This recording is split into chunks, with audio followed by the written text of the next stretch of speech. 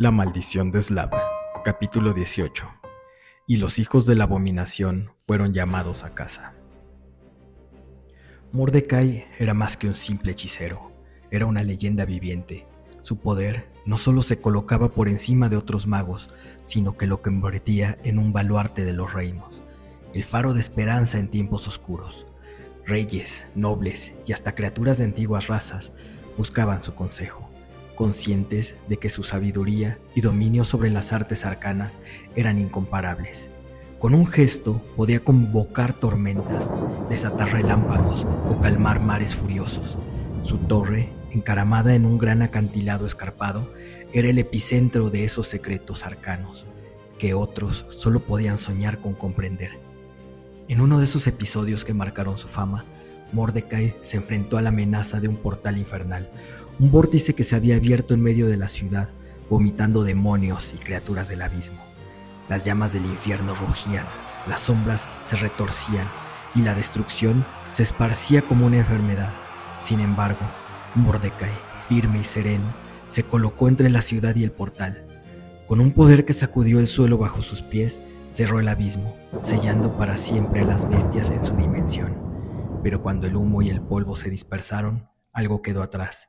Una pequeña aberración demoníaca, apenas más grande que un niño, retorcida y deforme. Mordecai, en vez de destruirlo, como haría cualquier otro, se acercó con curiosidad. Quizá fue su incansable hambre de conocimiento, o una compasión que ni siquiera él comprendía del todo, pero decidió llevárselo a su torre. Al principio, el engendro no era más que otro de sus muchos experimentos. Aquel ser demoníaco que solo conocía el sufrimiento del infierno, ahora sufría bajo las manos de Mordecai. Pero en su mente, esos dolores eran menores que las torturas del abismo del que había escapado. Mordecai lo llamó Daemonium Sanguinium, como si fuera una clasificación más en sus estudios, una etiqueta que definía su naturaleza. Sin embargo, ese frío título sería el comienzo de algo más profundo. Durante años, Mordecai trabajó en modelar al pequeño engendro, no solo físicamente, sino también mentalmente. Al principio, Daemonium no era más que una criatura que aprendía a base de castigos y recompensas, pero lentamente Mordecai comenzó a enseñarle.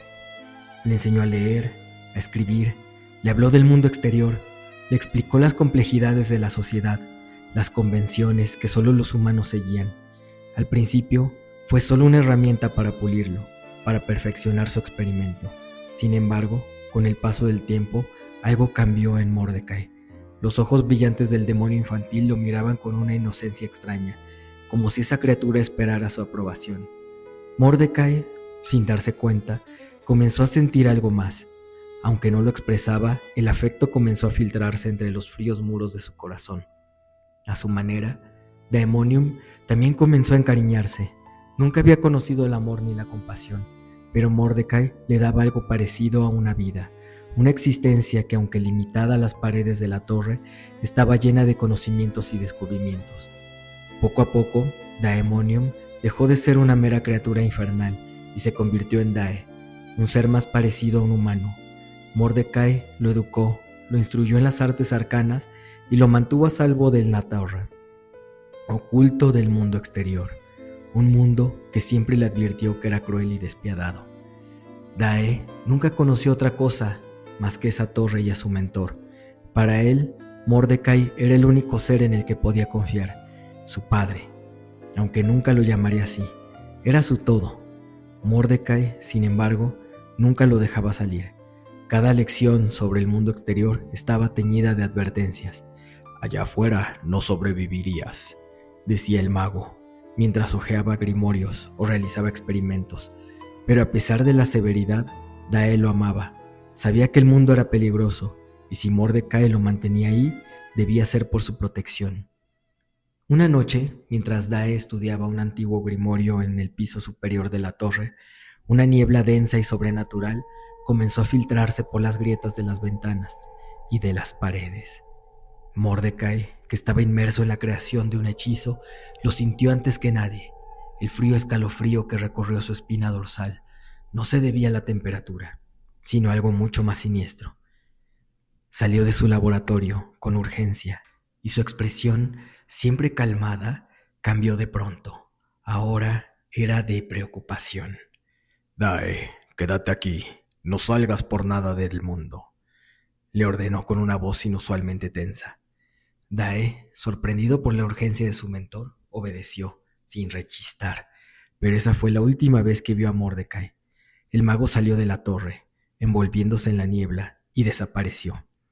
Día tras día, Dae esperó su regreso, esperando escuchar el sonido de la puerta abriéndose, pero el silencio fue su única compañía. Las semanas se convirtieron en meses, y la torre, antes un refugio seguro, se convirtió en su prisión. Nunca se atrevió a salir, aún escuchaba los sonidos del mundo exterior, pero algo lo mantenía en su lugar. Tal vez era miedo, o tal vez la voz de su mentor aún resonaba en su mente. Mordecai nunca volvió, y Dae quedó solo. Los días pasaban en soledad. Su única compañía eran los libros que Mordecai había dejado. En esas antiguas páginas, Dae intentaba encontrar respuestas, pero lo único que encontraba era el eco que la vida le había llevado junto a su maestro. Hasta que un día alguien irrumpió en la torre. La puerta, que durante tanto tiempo había permanecido cerrada, se abrió de golpe, con un estruendo ensordecedor. Vendetta, una cazadora decidida, irrumpió en la vida de Dae como una tormenta. Sus pasos resonaron por la torre vacía, y en cuanto vio al demonio, sus intenciones quedaron claras. Con una mirada de odio y determinación, levantó su arma, lista para acabar con la vida de Dae, la criatura salida del infierno. Vendetta no lo dudó. La espada salió de su vaina con un sonido seco, metálico, como un rayo rasgando el aire. Sus ojos ardían con la convicción de quien ha dedicado su vida en una sola misión. Frente a ella no había una persona, había un demonio. Dae retrocedió. «Espera», dijo levantando las manos torpemente, como si el gesto pudiera detener el acero. Vendetta avanzó. El primer golpe descendió rápido. Dae apenas logró esquivarlo con un rasguño. La espada pasó tan cerca que sintió el viento frío del metal rozar su mejilla. Corrió. No atacó, no respondió.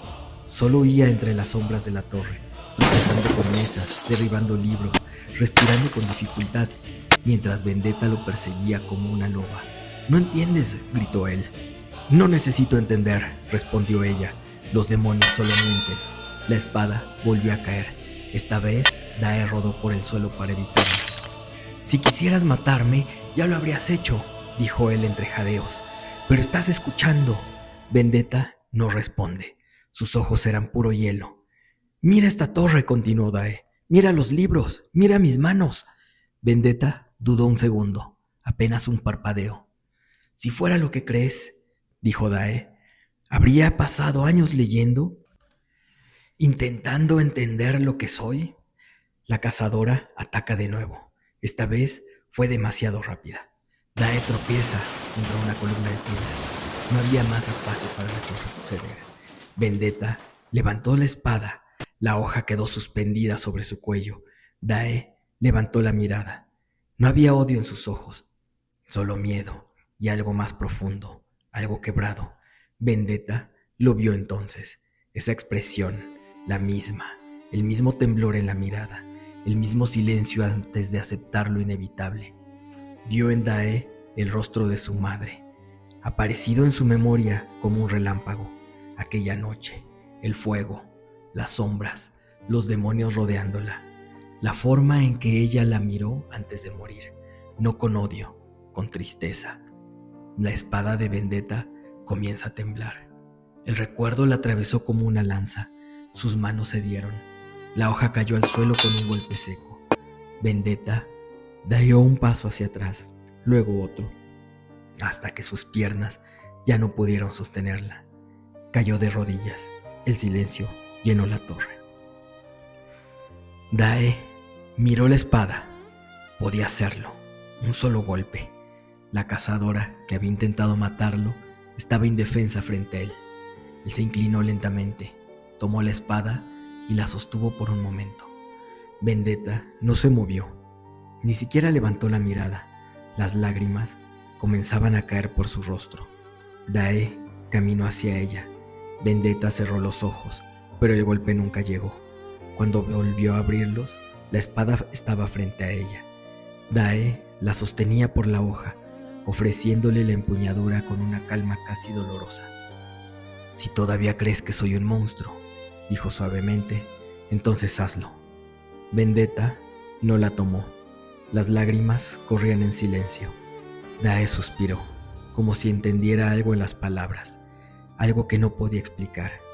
Metió la mano en su abrigo y sacó un pequeño pañuelo gastado. Con una torpeza extraña, casi infantil, se inclinó y lo acercó al rostro de la mujer. Con cuidado, limpió una de sus lágrimas. «Los demonios», dijo en voz baja, «no hacen esto».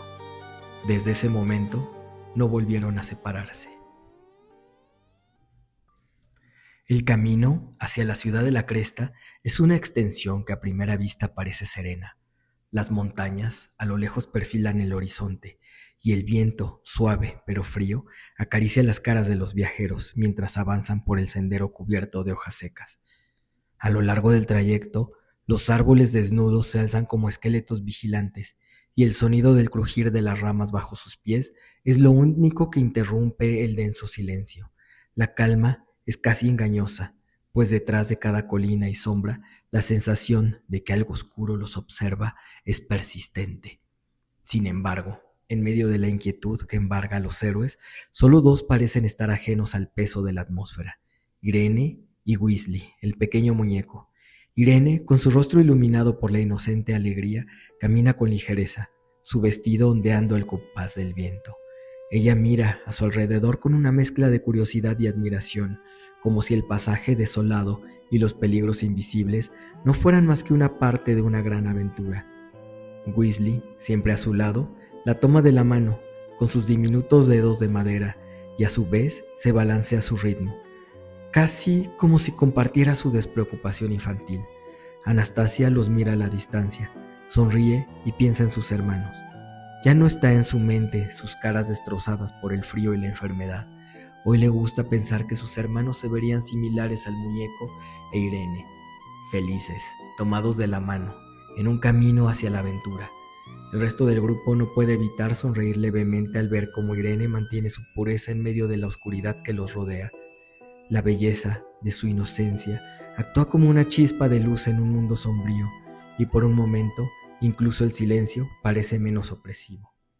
De repente, ese mismo silencio es roto por un sonido lejano pero aterrador, el uluar de una sirena, un silbido que corta el aire como un cuchillo. El tren infernal 1313 hace su espeluznante aparición en el horizonte. Como siempre, emergiendo de la neblina como una bestia humeante, el tren, envuelto en llamas infernales, recorre su trayecto sobre los rieles malditos, avanzando a toda velocidad. Las almas condenadas en su interior luchan, sus gritos distorsionados y sofocados por el estruendo metálico, y a través de las ventanas pueden verse sus cuerpos consumiéndose en llamas eternas, retorciéndose en un espantoso espectáculo de dolor y desesperación. El grupo se detiene inmóvil y expectante, mientras la bestia metálica ruge a su paso, su velocidad desenfrenada, pareciendo acortar la eternidad de su espanto. Ninguno de los viajeros puede despegar la vista del monstruoso tren mientras atraviesa el paisaje. Hasta que finalmente el espectáculo termina tan rápido como comenzó, dejándolos en un silencio aún más profundo. Todos sueltan un suspiro de alivio. Y así el camino sigue. Cada paso los lleva más cerca de su destino, y a medida que avanzan, una oscura sombra se eleva frente a ellos, las murallas de la ciudad de la Cresta. Las torres y almenas se alzan imponentes contra el cielo gris, y aunque la ciudad promete refugio, hay una sensación de pesadez, como si la ciudad también guardara sus propios secretos y peligros. El aire a su alrededor se vuelve más frío, más denso, y el grupo no puede evitar sentir que aunque han llegado a un lugar de descanso, el verdadero desafío apenas comienza. Finalmente, el horizonte comienza a cambiar. Ante ellos se alzan las imponentes murallas de la Cresta. Grandes, macizas, las murallas parecen haber sido erguidas por un reino poderoso, una fortaleza destinada a resistir cualquier embate. Las puertas de madera oscura y robusta están reforzadas con gruesas bandas de hierro. A simple vista, parecen capaces de detener ejércitos enteros. La estructura es imponente y transmite seguridad, pero también una sensación de aislamiento, como si se tratara de un último bastión contra la maldad exterior. El grupo se detiene frente a las puertas, admirando su grandeza, mientras un aire de alivio y desconfianza lo rodea. Irene, con su mirada inocente, es la única que parece emocionada ante la vista, sus ojos brillando con la esperanza de que dentro de esas murallas encontrarán finalmente la paz que tanto anhelan. Mark, con el corazón latiendo con fuerza, se apresura hacia la enorme puerta de madera. Sus manos golpean frenéticamente contra la robusta estructura, enviando un eco a través del silencio opresivo. La emoción en su rostro es palpable, sus ojos brillando con una mezcla de esperanza y alivio. Cada golpe resuena como una súplica, una señal desesperada de que después de tanto sufrimiento, finalmente están a salvo. El grupo no puede contener su alegría. Se abrazan, brincan de felicidad, liberando todo el peso de la travesía que han soportado juntos. Irene, con una risa encantadora, salta a los brazos de su hermano, su rostro iluminado por la emoción. Zacarías, que raramente muestra sus emociones, suelta una sonrisa genuina, mientras Vendetta cierra los ojos por un momento, permitiéndose respirar sin la presión de la supervivencia inmediata. Incluso el pequeño Weasley, con sus torpes movimientos, parece unirse a la celebración, sacudiendo sus diminutas manos con entusiasmo. «¡Lo logramos!», exclama Irene, abrazando a Vendetta con fuerza. «¡Por fin!». La sensación de haber superado lo imposible los llena de una calidez que no sentían hace mucho tiempo. Las pesadas puertas, aunque cerradas, representan el final de un largo y peligroso camino y el comienzo de una esperanza nueva. No puedo sentirme más triste por mis amigos, los 5 monstruos. Qué equivocados están. No saben que lo peor está por suceder. En sus mentes alegres, no sospechan que sus almas serán terriblemente heridas dentro de algunos días. Las puertas de la ciudad se abren con un crujido pesado, revelando un grupo de guardias que los observan con desconfianza.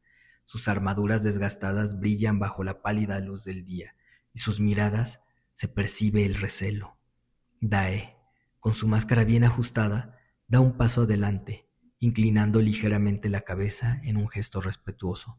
Su voz suave, pero firme, rompe el tenso silencio. «No venimos con intenciones de causar disturbios», dice Dae, con calma, sus palabras cuidadosamente escogidas. «Solo buscamos refugio, y si nos lo permiten, colaboración para resolver ciertos problemas que afectan tanto a su ciudad como al resto de Dracovia». Los guardias intercambian miradas de duda, claramente no convencidos. Uno de ellos asiente y se adelanta para hacer una señal. Al cabo de unos minutos, se escucha el eco de pasos firmes aproximándose desde el interior de la ciudad. El hombre que aparece es alto, de porte erguido, aunque sus hombros parecen cargar el peso de una tristeza que no logra ocultar. Es el burgomaestre Connor. Sus ojos reflejan una mezcla de agotamiento y determinación, como si el peso de los años y las pérdidas lo hubiesen marcado profundamente, pero sin quebrantarlo del todo. «Nadie ha entrado a la ciudad en 50 años», dice Connor con una voz grave, cargada de firmeza y dolor. «Y no será hoy cuando eso cambie. Solo el mago de los vinos y sus hijos tenían permiso, y él no ha regresado en semanas. No puedo permitir que rompan las reglas que nos han mantenido a salvo. Mi respuesta es no». El grupo se queda en silencio. La esperanza de haber llegado al fin de su viaje parece evaporarse con la tajante negativa del burgomaestre. Dae está a punto de insistir, pero antes de que pueda decir una palabra, una nueva voz, profunda y autoritaria, interrumpe la conversación. «Déjalos pasar. Son mis invitados. He estado esperándolos». Todos se giran hacia la fuente de la voz.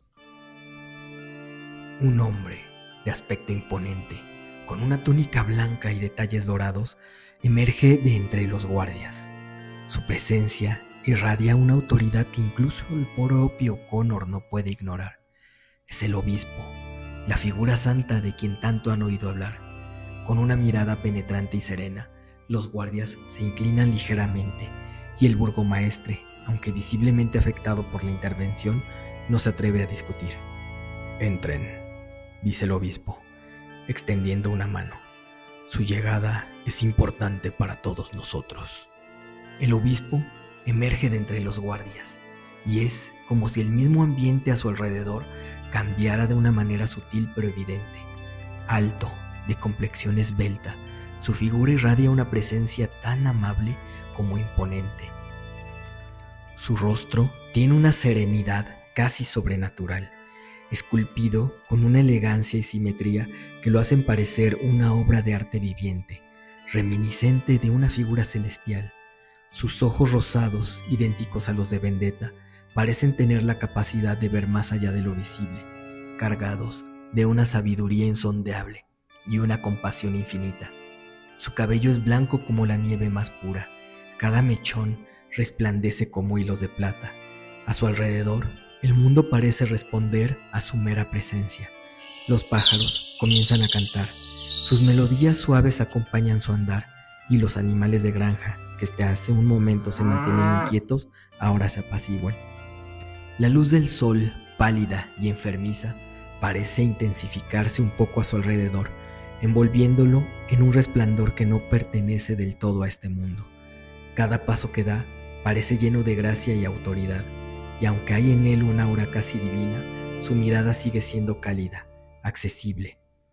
Los guardias lo respetan profundamente, inclinando ligeramente sus cabezas, mientras que el burgomaestre, por primera vez, parece dudar de su propio juicio. «He estado esperándolos», dice el obispo, con una voz suave pero cargada de autoridad. Su sonrisa reconfortante y luminosa, como si, con solo mirarlo, las preocupaciones del grupo se desvanecieran temporalmente. Con su sola presencia, el obispo parece disipar las sombras que se cernían sobre el grupo, y por primera vez, en mucho tiempo, sienten que han encontrado un aliado en medio de la oscuridad. A medida que el obispo habla, un murmullo creciente se extiende entre los guardias y los curiosos que observan desde la distancia. Algunos se inclinan hacia sus compañeros susurrando en tono de asombro. «Debe ser gente importante. El obispo nunca abandona el templo».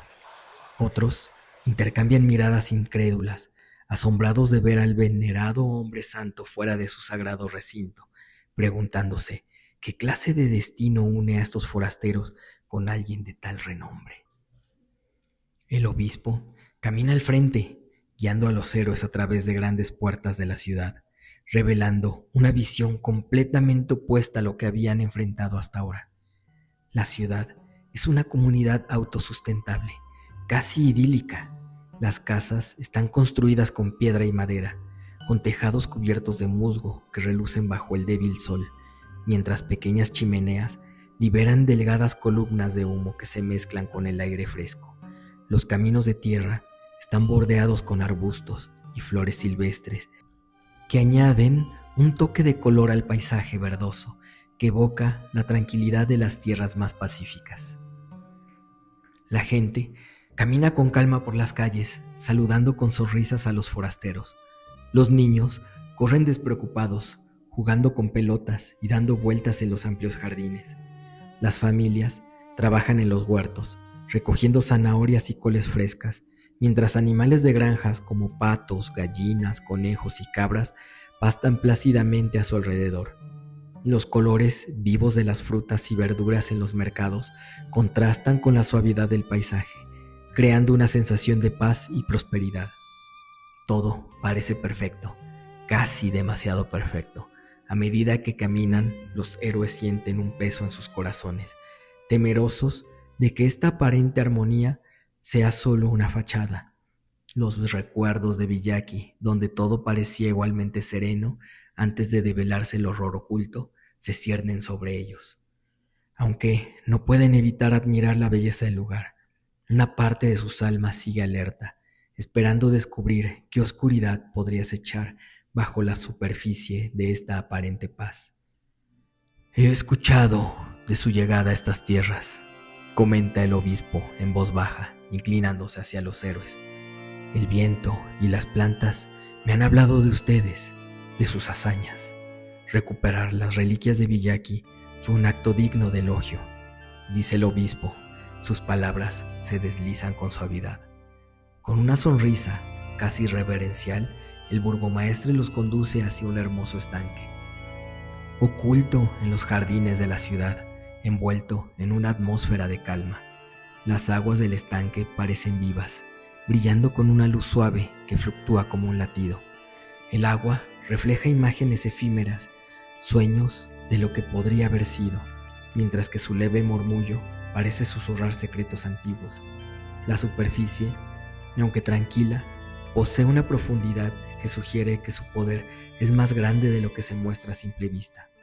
El camino, más allá del estanque, los lleva hacia la abadía, un edificio imponente y lúgubre, situado en el extremo de la ciudad.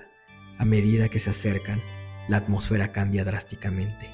Lo que antes era un lugar de armonía se convierte en un entorno espeluznante.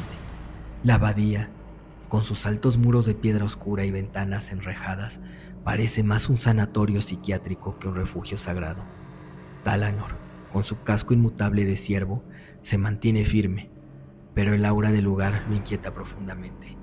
Siente cómo las energías distorsionadas del entorno lo afectan, reviviendo fragmentos de su memoria perdida.